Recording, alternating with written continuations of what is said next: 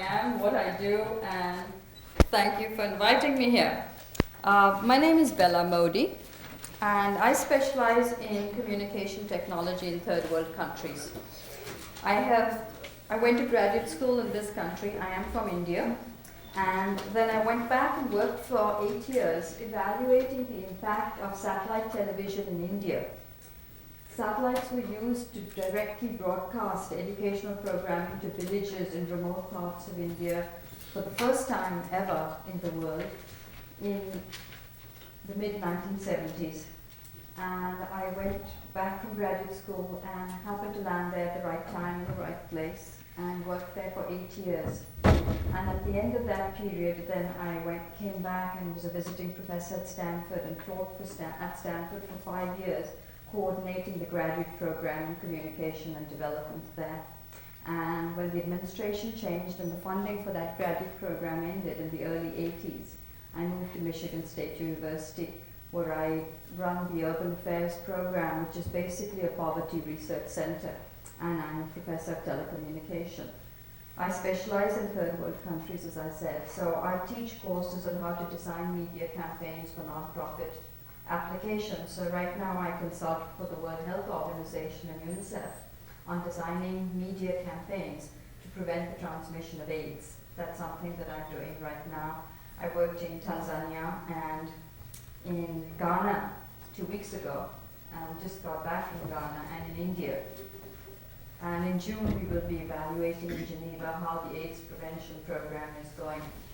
Now, what I'm going to do today is share some general perspectives on communication technology in the third world. What I will do is speak for about 45 minutes and then open it up for questions.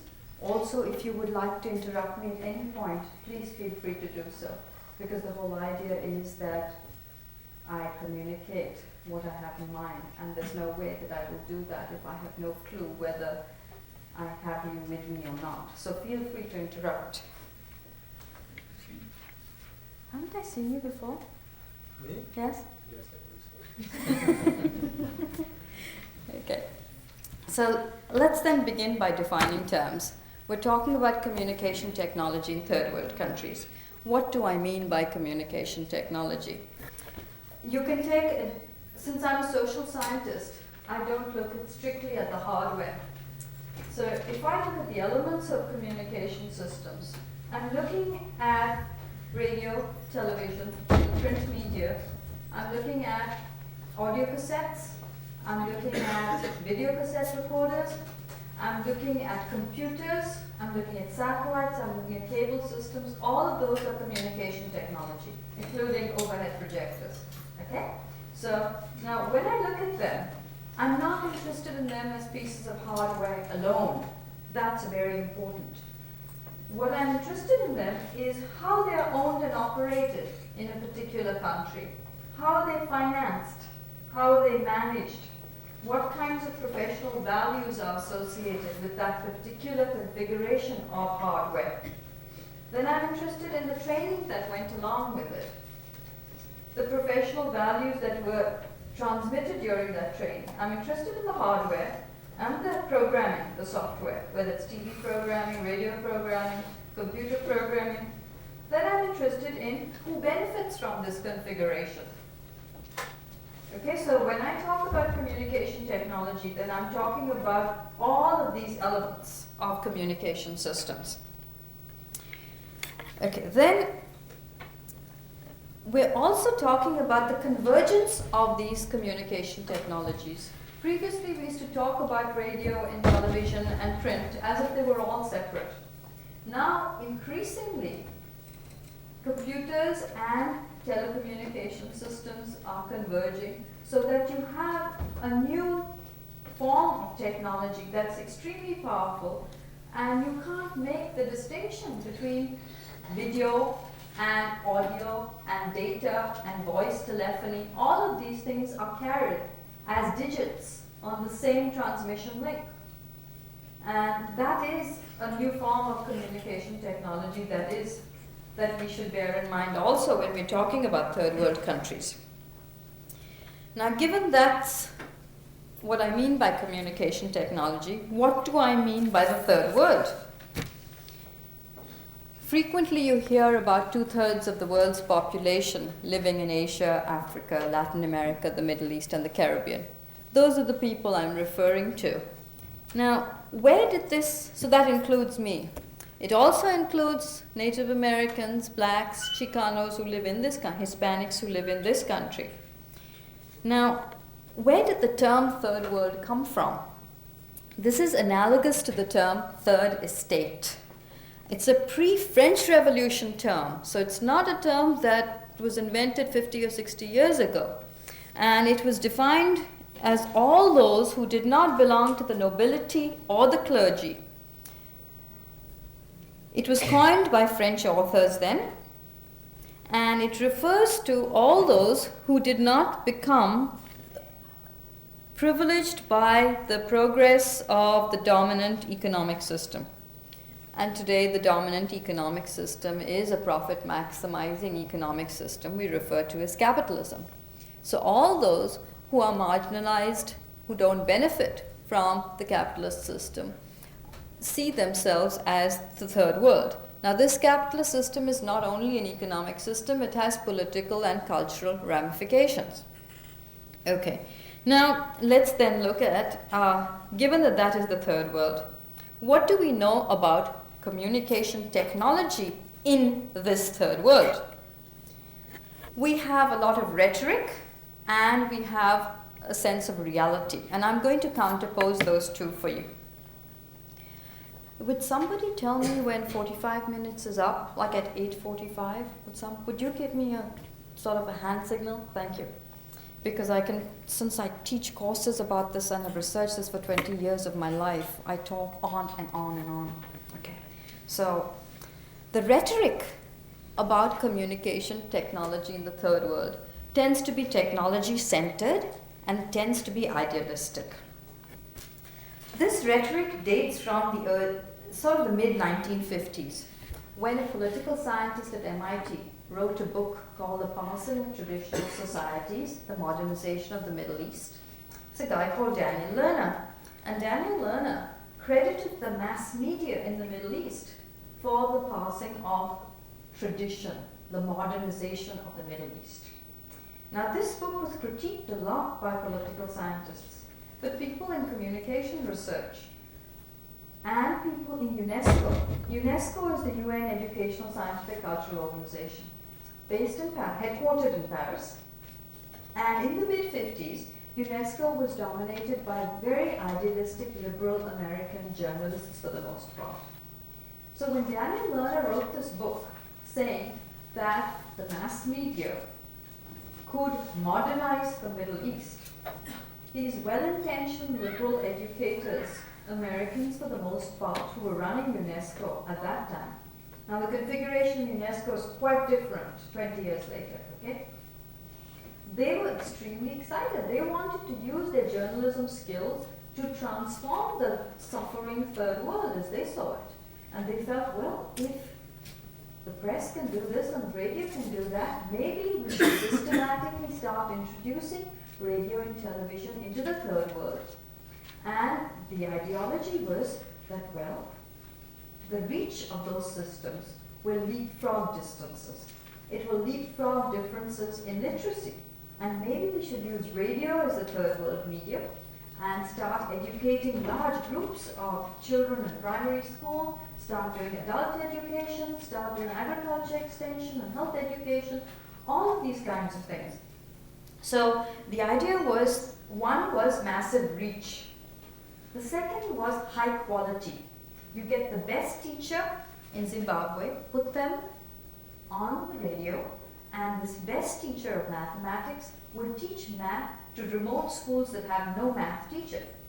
You can't go to school, you'd missed high school, okay, you can be at home and you can listen to good math instruction, good agriculture education at home. That was the logic. So it's this reach over wide areas, it's high quality. Now, if you get high quality over large numbers of people, you also get low cost, okay, per unit. And therefore, those three reasons were very systematic reasons why UNESCO, having read Daniel Lerner's book, thought, let's use the mass media, let's use communication technology to reach out. So a Stanford professor called Wilbur Schramm, who started writing in this area too, and is credited with being the father of the application of communication technology in third world countries. The father of communication technology applications for non-profit applications. For example, agriculture education, health education, nutrition, family planning, science education, math education. Those were the applications that the United Nations was interested in. And so they began to give large amounts of money to third world countries to set up radio systems and TV systems, because they assumed that if you have the technology, then the gross national product will increase. And as a result of this, they funded studies. Now, these were flawed studies, as we can now say with hindsight. They were correlational studies that listed the number of cinema seats in a country, the number of radio sets, there was very few TV sets at that time, and number of newspapers bought, and correlated it with literacy and gross national product and voting in a country, and they found very good correlations. Now, you and I know that correlations don't determine causal directions, but they did not. And in their enthusiasm and idealism at that stage, they said, well, you've got this extremely high correlation between number of cinema seats and number of radio receivers in a country and the gross national product of that country.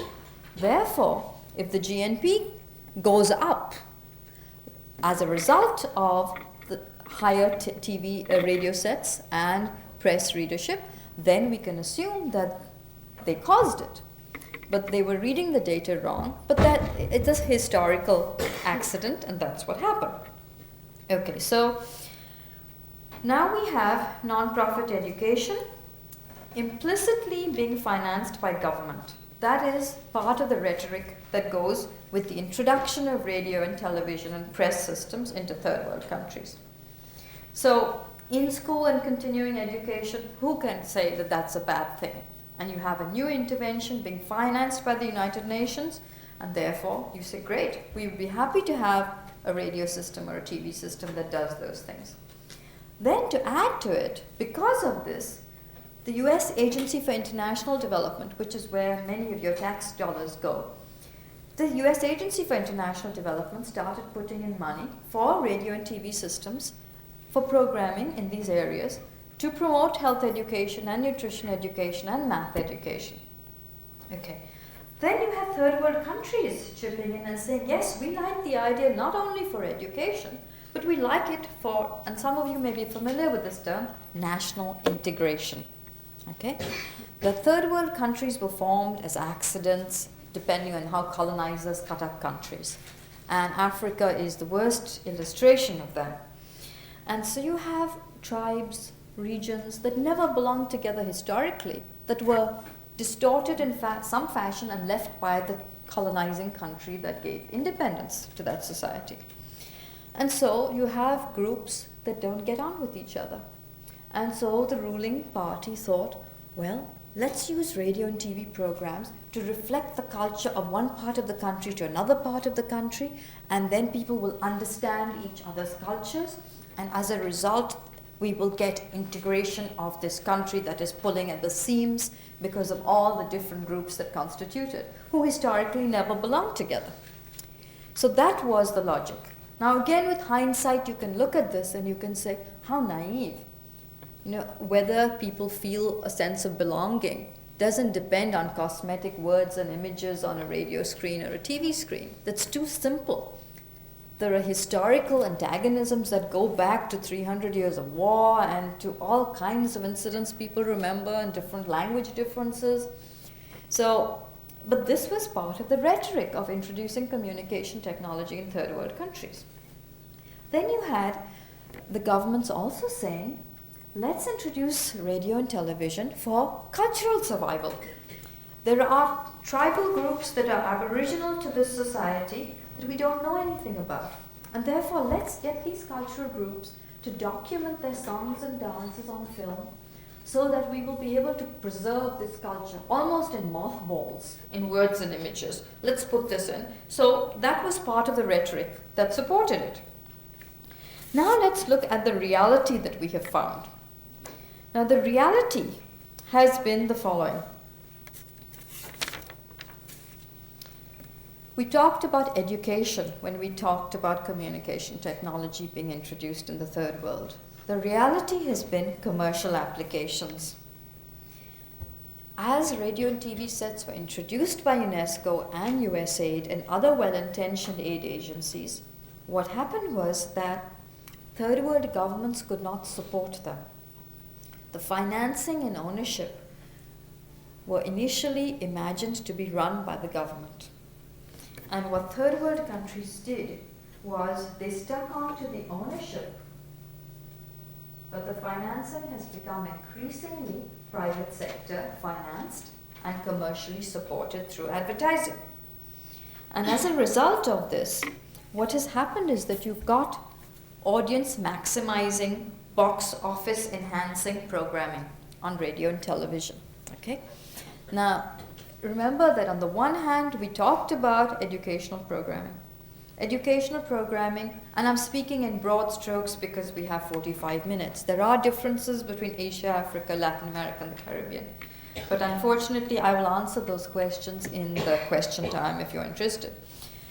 The reality is you have mindless entertainment on these UNESCO and USAID financed radio and TV stations.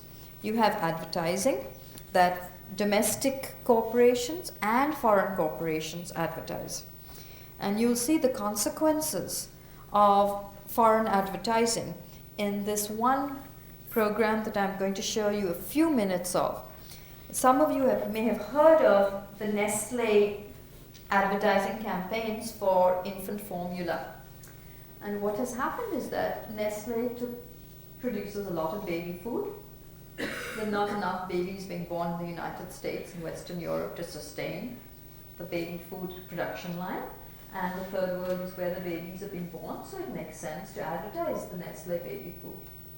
And so Nestle's baby food was advertised massively in third world countries. Now you will see the consequences. And the reasons why third world countries do not restrict this advertising are fairly complex. If Kenya chose to say, Nestle, we don't want you to advertise baby food, there would be problems with the US government cutting off aid to Kenya. There would be problems from other transnational corporations who make Nairobi their headquarters. So we'll look at one of the implications of financing the broadcasting system through advertising. Please.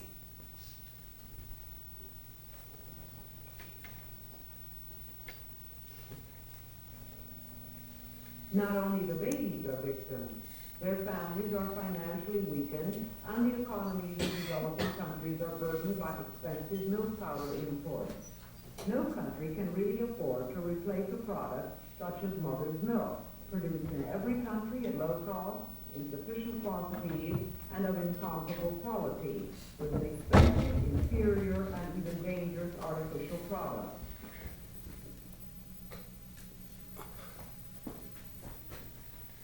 Thank you. Do you want me to rewind part of that? Or What happened? It's just it's in between. Oh, okay, well, let's go to the beginning of that Okay. second insert.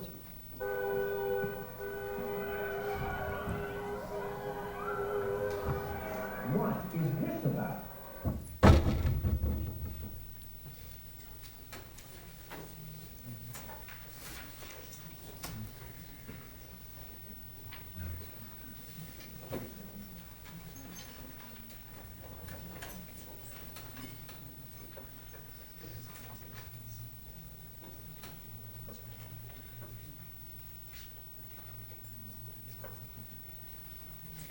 Enough fuel.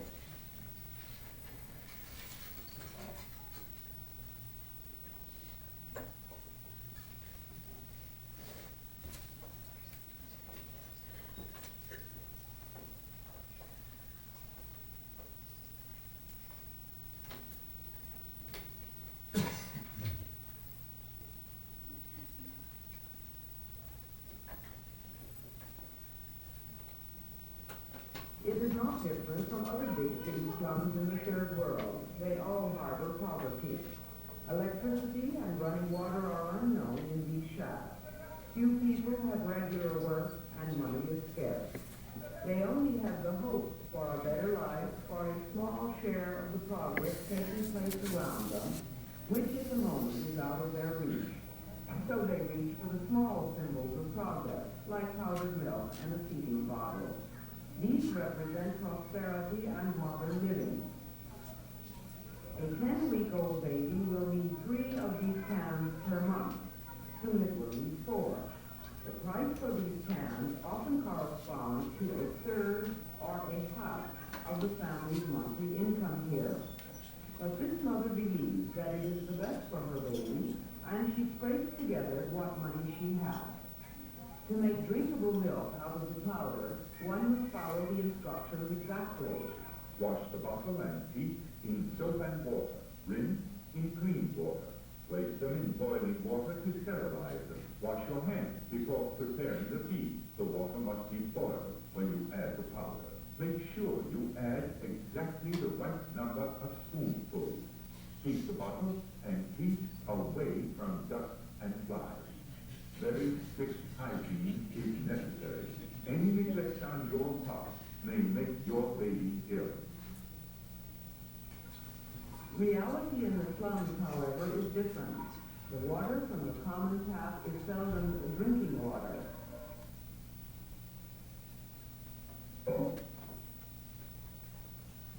She can only boil it if she has enough fuel, so the bottle is usually rinsed in cold, dirty dishwater.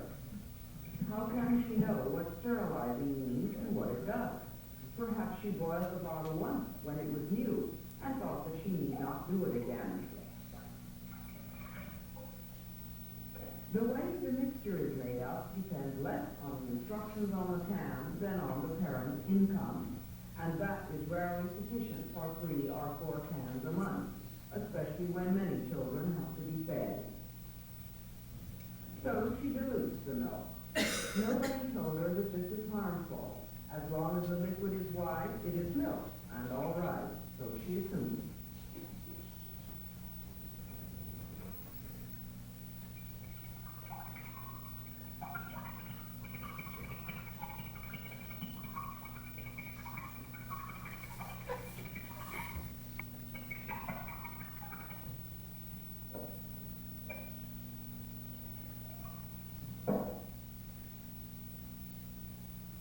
Some mothers put nothing but water in the bottle, believing that the bottle itself has the power to make the baby grow. But instead, the baby rapidly loses weight and unceasingly cries from hunger.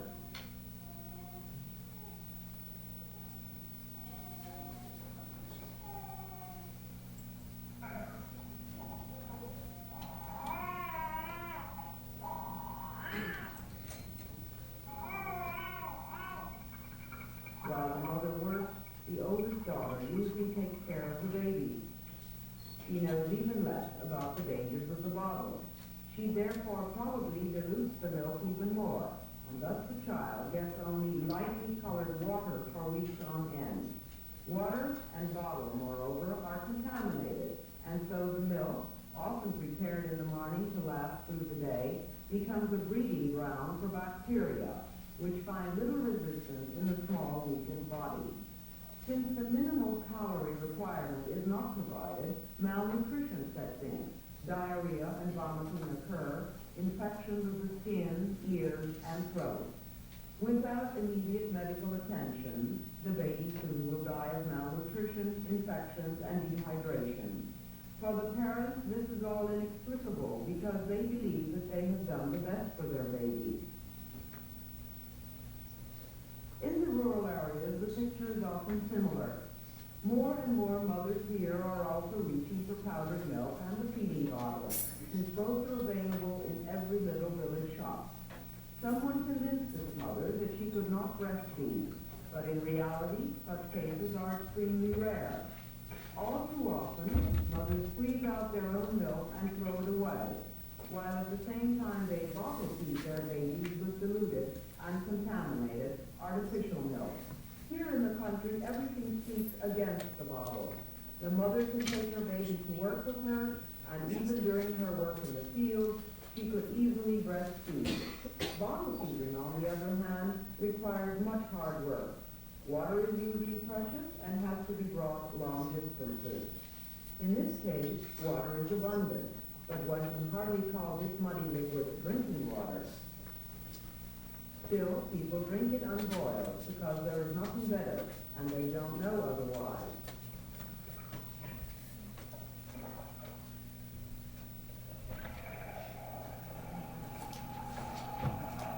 More hygienic and has less risk of infection, even if a drop is spilled now and then. But what is it that causes a healthy mother to give up breastfeeding for expensive powdered milk in the first place? One of the most important factors is advertising.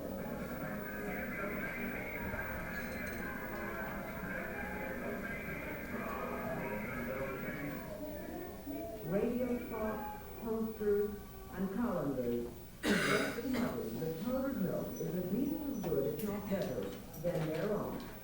In all languages and dialects, powdered milk is praised as a sure guarantee for healthy, happy babies. It is a symbol of progress and prosperity.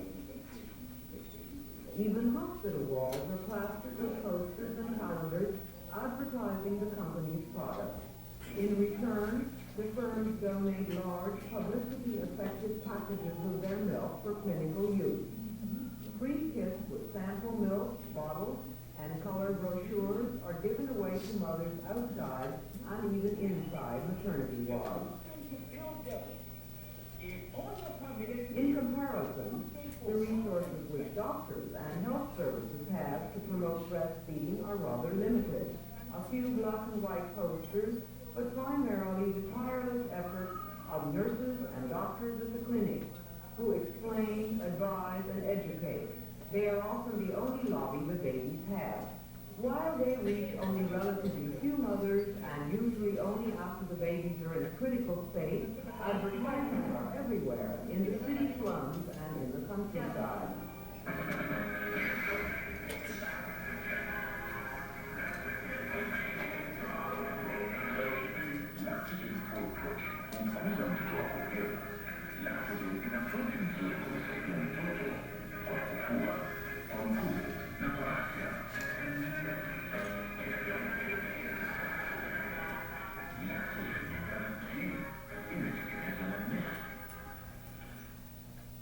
The grasp of a feeding bottle can be a fatal grasp. Many children could still be alive, many could be spared sickness.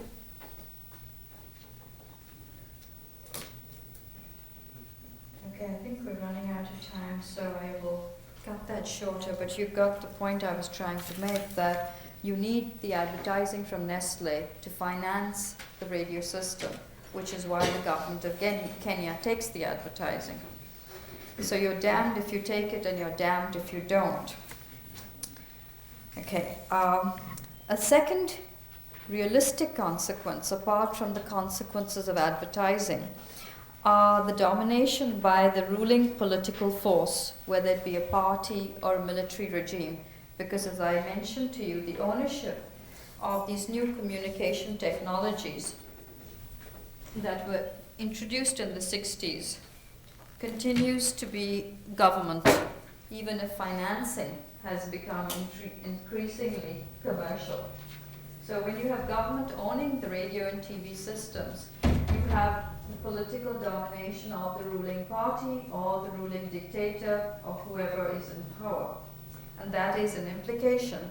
So the rhetoric on communication technology was education, culture, public service, and the reality has been commercial exploitation and political domination. Now, why didn't we foresee this, you will ask?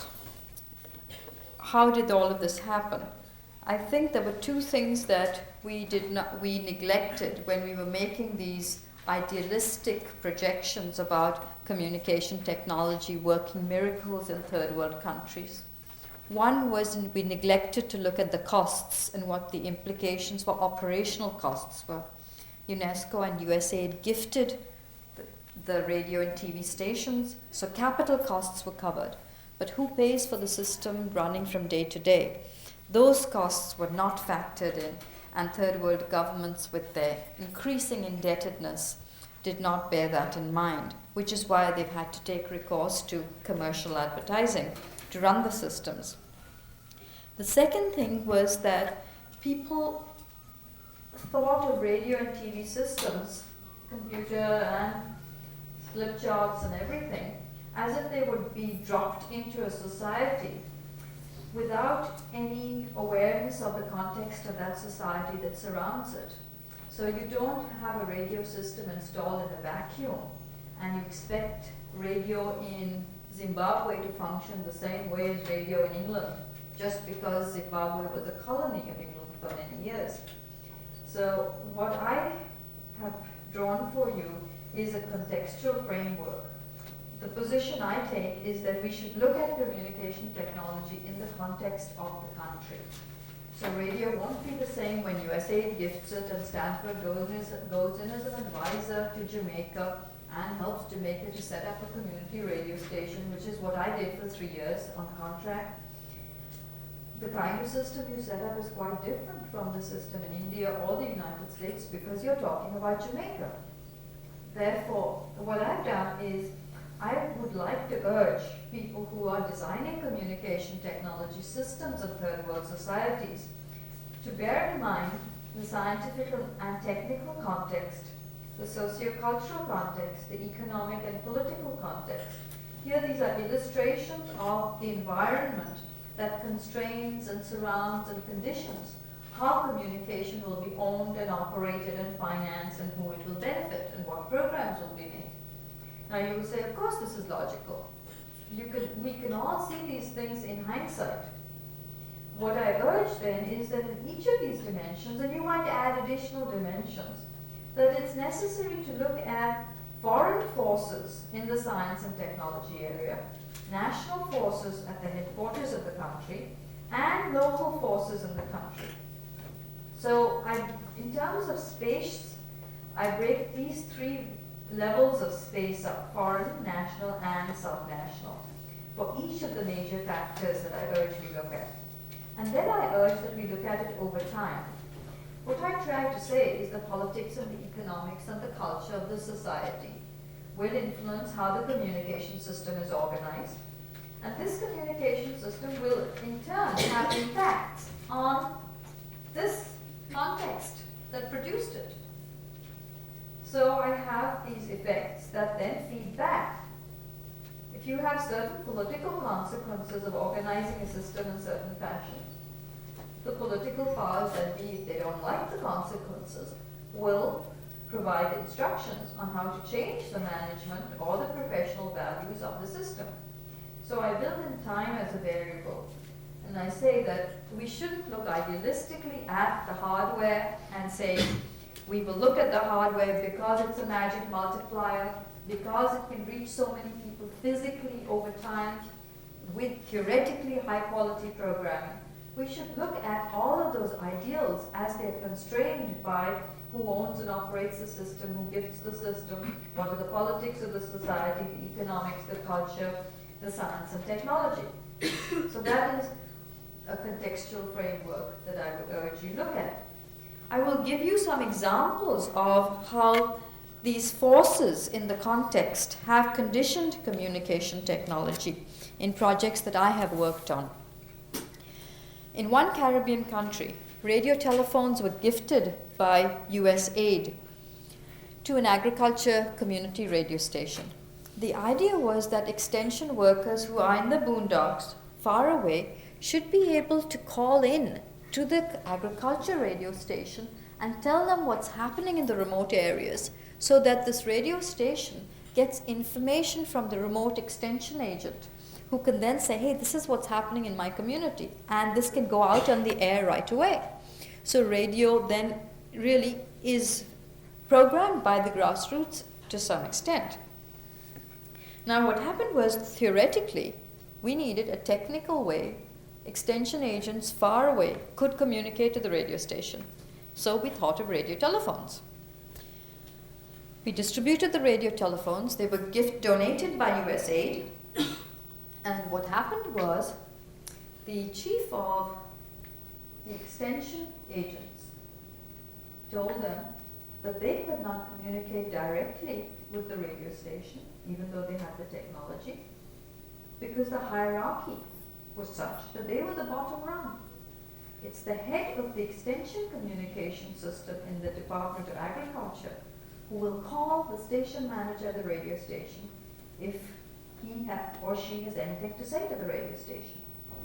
But the extension agent out in the community is not authorized, according to the government bureaucracy, to speak directly to the radio station. Now, those of us who worked in third world countries are familiar with this bureaucracy. But how come we ignored the socio-cultural reality at the national level? We ignored the politics of the bureaucracy in the agriculture department. And now in retrospect, I can see that it's obvious. But at that time, we distributed $200,000 worth of radio telephones to extension agents, which they were never allowed to use. So this is an illustration of how the context constrains the technology from delivering what it's capable of delivering. Another illustration is the role of ITT, large telecommunication company that now owns hotels. ITT was very active in Chile. And when Salvador Allende was elected to be president of Chile, I stress elected because he was an elected president, okay? Salvador Allende's platform was to nationalize several foreign companies. And ITT was very concerned that they would be nationalized. So ITT has a transnational, so it's a foreign economic force, made big donations of money to El Mercurio, the Chilean conservative national newspaper, to run a campaign to destabilize Allende and help him lose power. And the US intervened through the military, and many of you have seen a movie about this, and the congressional testimony is available. But ITT officially confessed to using the communication technology in the country to destabilize its elected president. That's a contextual force, ITT, and its financing, using the communication technology in the country, that many of us don't think about. Then we're going to see an excerpt of a video called Tatiana and Johnny. And Tatiana and Johnny will show you an example of how the Catholic Church constrains and conditions the kinds of music videos that are possible for pro-social applications, or has an influence, let's not say constrain. This is the context, the Catholic Church in Latin America, and the role of the Catholic Church in designing music videos to influence family planning.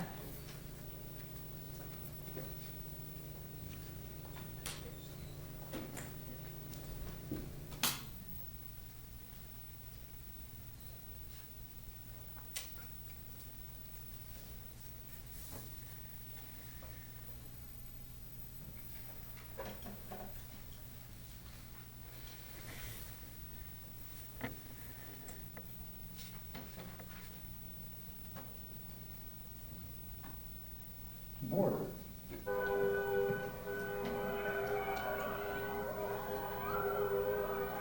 What is this about? Looks like the fall of Saigon. What it really is hundreds of kids. Can you hear back there? Can you hear? Their housing project here in Mexico City is being visited by Tatiana and Johnny. Johnny and Tatiana are Latin America's hottest teen stars. And they're hot largely because of one song they've recorded, a song titled When We're Together, Spanish